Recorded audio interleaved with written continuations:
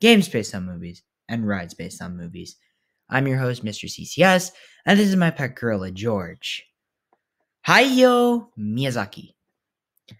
A Japanese director, producer, screenwriter, author, and manga artist, Hayao Miyazaki needs no introduction, and neither does his company, Studio Ghibli. With 22 individual anime films released over the course of 28 years, Ghibli has quickly become one of the most famous Japanese film studios, as well as film studios as a whole. All of the movies released received praise, but not all of them were as critically praised as their most popular film, which not only became the highest grossing film in Japan for 19 years, not only gained so much critical praise, but also won the Best Animated Feature Oscar in 2003. But what are my thoughts on this film? It's time to finally find out.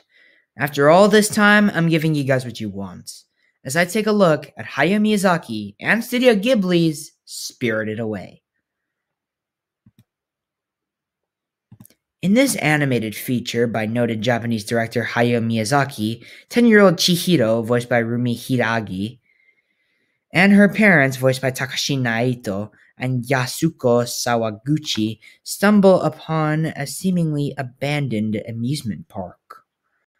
After her mother and father are turned into giant pigs, Chihiro meets the mysterious Haku, voiced by Miyo Irino, who explains that the park is a resort for supernatural beings who need a break from their time spent in the earthly realm, and that she must work there to find her parents and free them and herself.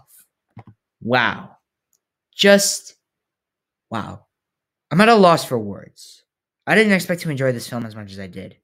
As a matter of fact, I probably would have been hunted down and killed if I didn't like this film. But clearly this movie made me lose my mind at how great it was. I mean, is it the best film I've ever seen? No. Is it great? Yes, indeed. It was emotional, it was beautiful. Hot damn, I freaking love this. But I must analyze this film before I give you guys my final score. So let's get to it. The characters hooked me instantly. Chihiro clearly and very perfectly assumes the curiosity of a 10-year-old girl, which is what she is. For some odd reason, a lot of kids written in movies and TV shows nowadays act more like adults and not like kids. But this is one of the few films I have seen in a long time where I thought, yes, that's a 10-year-old girl right there. The voice actress playing her, I watched the subbed version if you couldn't tell, really crushed this role. Another character I really liked was Haku. First off, his relationship with Chihiro was very cute, and I totally believe they could get together sometime later, but only believe because I don't need a sequel to this film. But the moment of Chihiro saving Haku when he's in the dragon state was very nice and sweet to see, and that sealed my thoughts completely. Chihiro also has very good relationships with Lin, Kamaji, and the No-Face Spirit. Let's talk about Lin's relationship with Chihiro. While she starts off like a sassy character at first, later she becomes more like an older sister or an aunt figure, I'd say. Chihiro's relationship with Kamaji was also well done. I'd compare it to a grandfather-granddaughter relationship mostly, which I don't know how that would be. Yet. Guys, I'm not that old. Yet. Why did I tell the same joke? Anyways. I'd say the best relationship Chihiro has, other than the one she has with Haku, is the one she has with the No-Face Spirit, also known as Kawanashi. The character is a mysterious one indeed. First off, in the first act, he seemed more like a sad spirit that needs a friend, before eating like everything, turning into a weird monster. And then finally becoming an uncle figure or a close friend to Chihiro.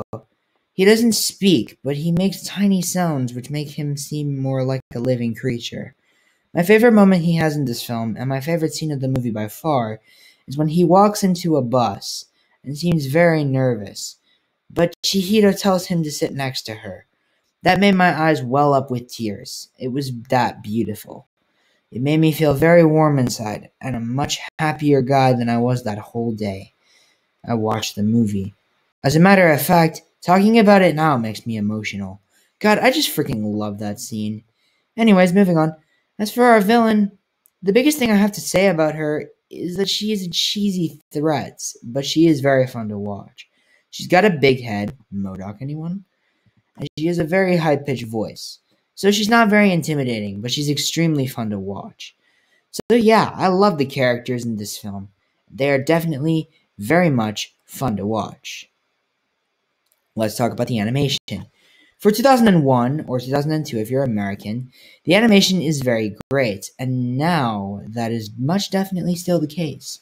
The backgrounds, the spirits, the animals, and the humans all look very good and are all unique to this film. As for the music, the biggest compliment I can give to it is that the movie is nothing without it, and I love that I can say that about most scores I talk about. So yeah, at this point I'm kicking the dead horse, but Spirited Away is a movie you need to see. Watch it on streaming services where available, the subbed version at least, and check out Miyazaki's masterpiece, which of course earns what it deserves, a 10 out of 10.